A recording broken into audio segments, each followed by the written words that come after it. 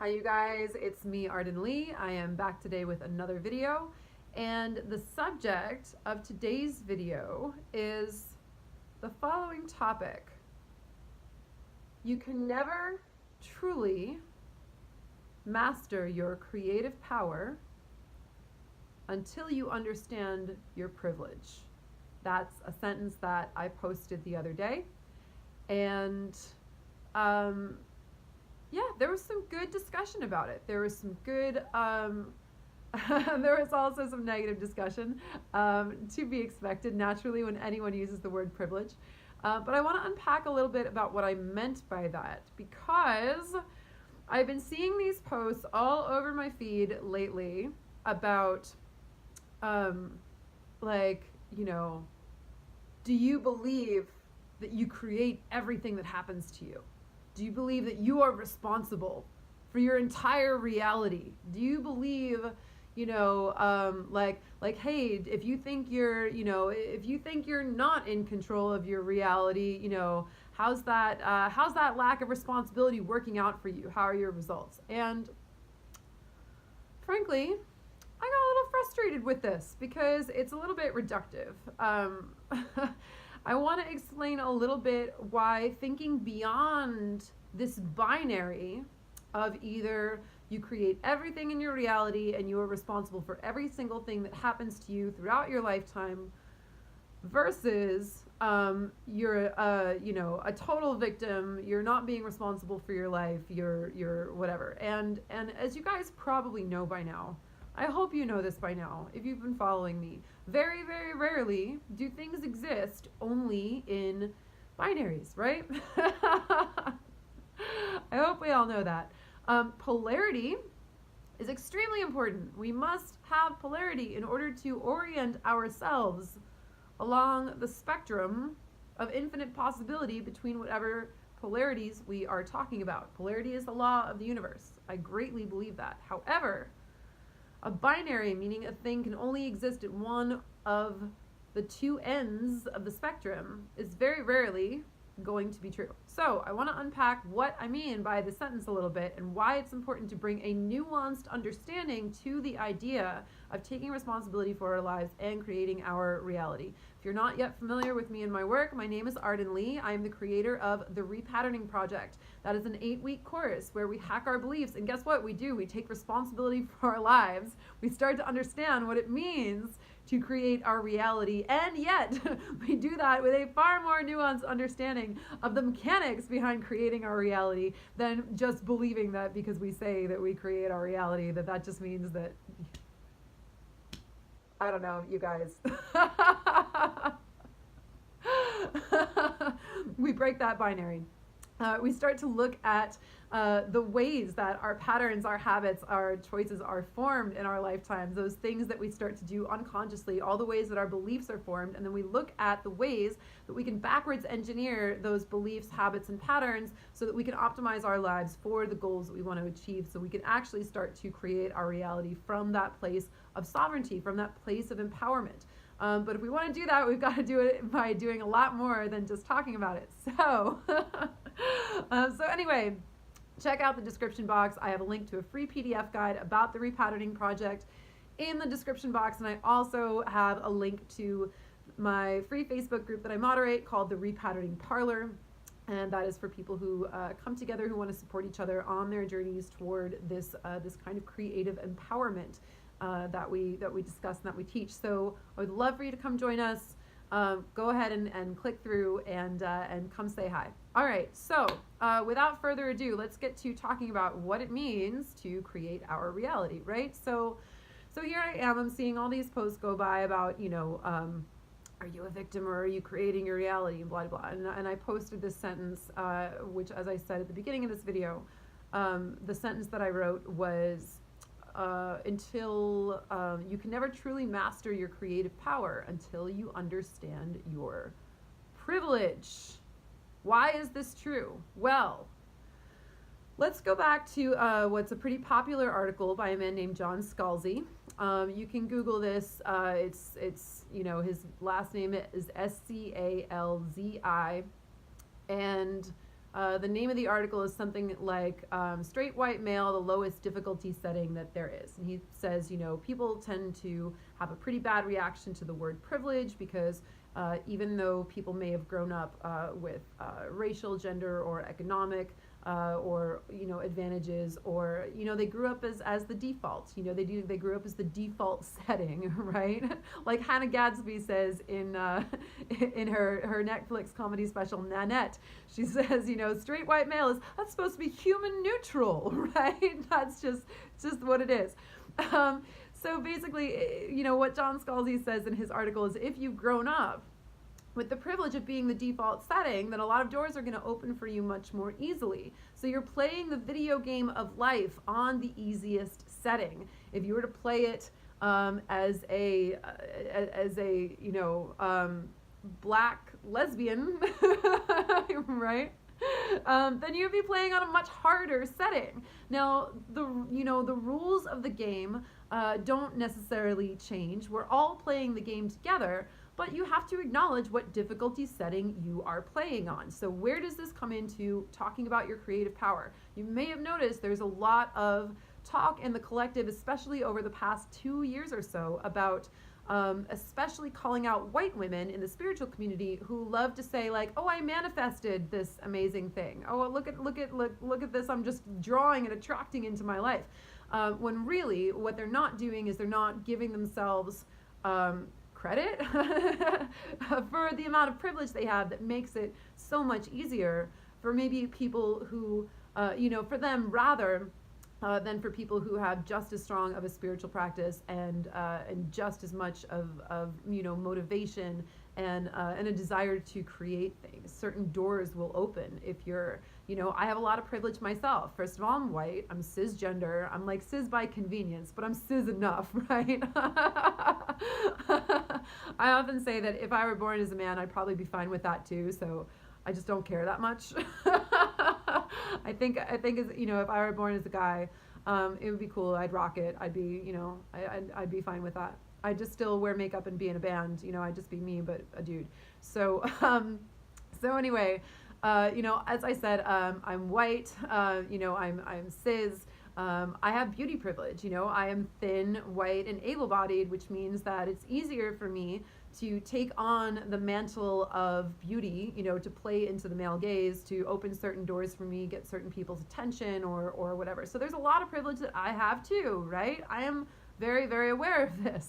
So essentially, being aware of your privilege allows you to start getting a realistic handle on what you are actually manifesting for yourself through your creative power versus what you're just being handed, you guys. When you have people who just get handed things their whole lives, and then they suddenly think that they created it or that they're so amazing.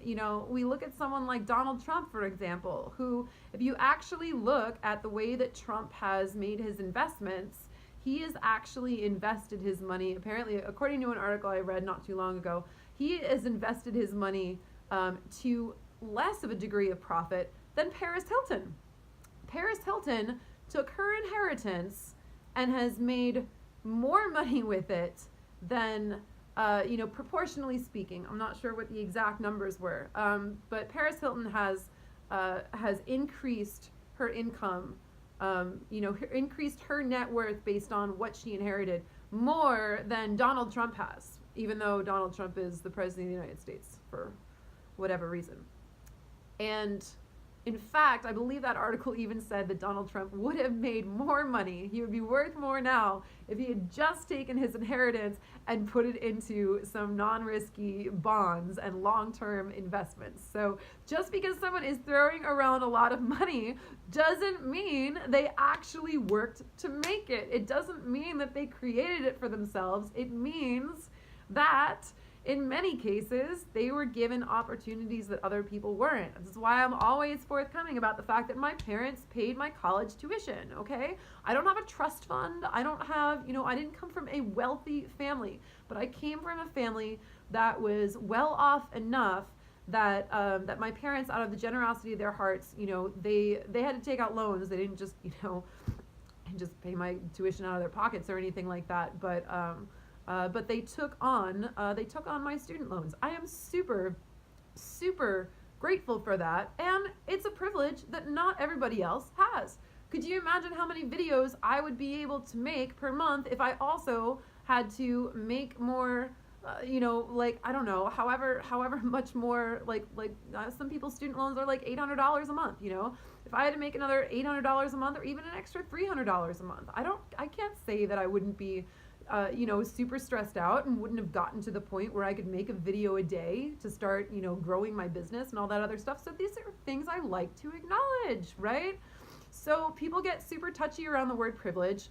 And I don't really give a fuck, quite frankly, because it's 2019. And if you don't understand what privilege is already, my material is probably not for you. I can't stay teaching the one-on-one stuff the 101 stuff.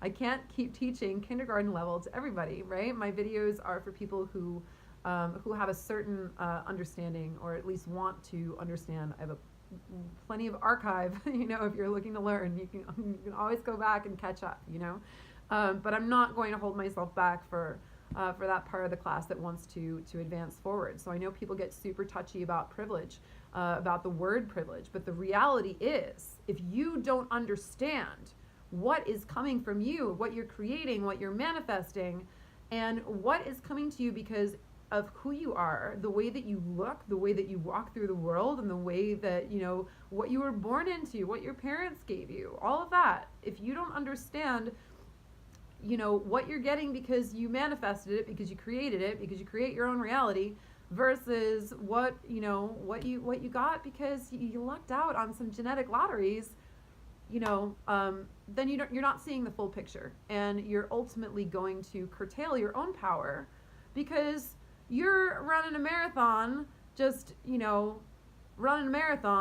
while half the other people around you are running that same marathon with ankle weights on. Who do you think is going to be the stronger runner by the time all is said and done? The people who have to work harder are exercising their creative power muscles more, and they are going to be more capable. They are going to be, ultimately, if they, granted, I'm not trying to romanticize a lack of privilege, because living in America with lacks of certain privileges is not fun, but they are playing the game on a harder setting than you, and it means that ultimately they're going to be a better player of that game if they are so fortunate as to be able to catch up, which, as we know, odds in this society are stacked against a lot of people.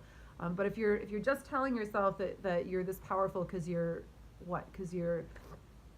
deserve it, because you're better, right? When really so much in life was handed to you, right?